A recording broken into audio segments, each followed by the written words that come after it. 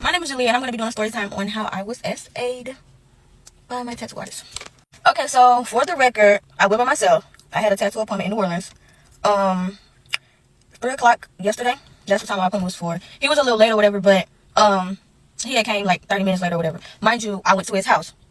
He said he had another shop, but it was further than his house. I just went to the closest one, which was his house. Okay, mind you, this is not my first time going by myself to get a tattoo. This is my first time going to him. We followed each other on Instagram for a while, but I thought he was like a cool person or whatever. Like, he seemed like cool, he seemed really cool. Okay. So I had on this brown two-piece set. Y'all know those Target two-piece sets or whatever. So it was shorts and a shirt. Mind you, the tattoo that I got is on my leg, but the area is only right here. I have work done up here, but he wasn't working on that. So, however, he ended up telling me, like, pull up my shorts on the side. So I pulled my shorts up on the side, but, like, I guess I didn't pull it up enough. So he wanted to roll them up. So, like, he rolled it into my underwear. So now it's like I have on, like, a swimsuit. That's what my shorts are looking like on both sides, both legs. My shorts are rolled up. Okay, and so he put paper towels in like the creases of my shorts or whatever. So I'm thinking maybe he didn't want the ink to get on me or whatever. I'm not sure because I do have a tattoo like on the back side. Okay, so I'm on the table, the tattoo table. And the first red flag was he pulled the table down, like pulled it down to where like I'm almost on the floor. And he pulled his seat down, but his legs wasn't under the table. His legs was like leveled with the table. So it's like your knees are going to be on my back if you do my tattoo, right? Okay. So, as he's doing that or whatever, he's doing my tattoo, I'm kind of feeling uncomfortable. So, I text my friend, I'm like, I think his private area is on my back or whatever. But I'm like, maybe I'm tripping. So, a couple minutes go by, and then he started, like, using my other leg and, like, twisting, like, pulling open my shorts. And, like, he would set his, what, right there. And so, I would, like, scoot over. Mind you, I'm by myself. I'm in New Orleans. I'm in his house. If you know, then you know. Like, I don't know what to do at this point. So, like, I don't want to text anybody. Well, I don't want to call anybody and tell them to come get me. Or come, and I don't know what type of stage of mind he's in. Mind you, you'd pull it in, so it's no telling, like, what you're really capable of. So, the whole time, he's, like, steady doing that. Every time I scoot over, he'll pull me back or, like, literally grab me and turn me. And it's like I'm sitting on his lap. Like, I'm literally basically laying on his lap. And I'm like, I'm finna fall. He's like, no, you're fine. Da-da-da-da. I'm like, okay, so, like, I'm just ready for it to be over. So I'm literally texting everybody. I done got on the phone. I'm calling everybody. I'm like, I'm trying to play it off. Like, yeah, I gotta go. And he's still not stopping. It's not phasing him. None whatsoever. And he's still opening up my pants, my shorts, and sticking his right there. And so this happened the whole time. I was there from 3 o'clock all the way up until 9, 10 o'clock, and he would not stop. And so around like 9 o'clock, I'm like, okay, I'm ready to go. I got work in the morning, this, that, and the third. And so he's like, oh, well, let me just draw out what I'm gonna finish later. So that was a whole another like 30 minutes. And I'm just like, you're not done yet, like I'm just trying to get out of here safely without being, So he wouldn't stop. He would not stop at all. And I just came on here to tell my story because I feel like he's done this to other people because I don't know you from a can of paint. And you just did that. And then on top of that, he sent me my money back. That's how you know you're guilty of something. Like, I didn't say anything. I played it so cool. When I got in the car, I cried. Because I know this happened to somebody before. And it's like, why would you even, like, do anything like that? Like, that's so weird. He never gave off that vibe or anything. But it's like, you don't know nowadays. And that's why you literally, if you're going somewhere, guys, go with somebody. Don't be like me. Do not be like me. Like, seriously. It's like, the whole time, he's literally pulling open. This is my clothes. He's pulling it to the side, and he's sticking his thing right there. And even, like, if he'll turn around and, like, get something off the table, he'll literally still have it in there. He'll be like this and keep it in there. And he'll just turn around like this. And I'm just like, I'm literally shaking on the table. Like, I'm so ready to go. I'm irritated. I'm scared for my life. I didn't know what to do. And I feel like if I called the police, he was going to kill me. All right, let's get into it. Let's talk about this. First of all, I always tell women, anybody, but especially women, especially young, attractive woman, because she's a cute girl, obviously. You should never go anywhere by yourself. I tell my daughters that all the time. You should always have somebody there with you, especially if you go into a stranger's home. You know what I mean? You go into a public place in a shop, you might be fine.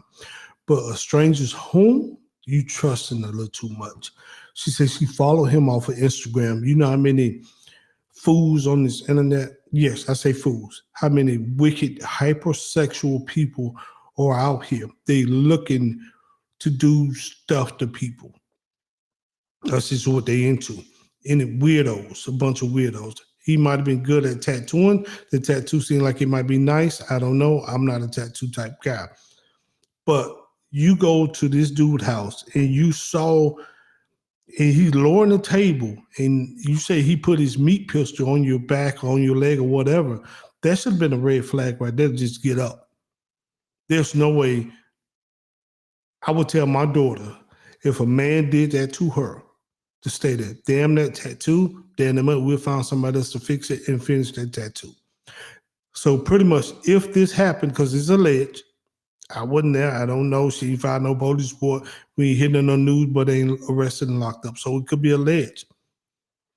But if he done that, you should have called the police because you was SA. You should have called the cops and had him arrested because obviously, if he was comfortable enough to do that to you, he probably have done that to others. And nobody's talking about this. We let too much shit slide in the community.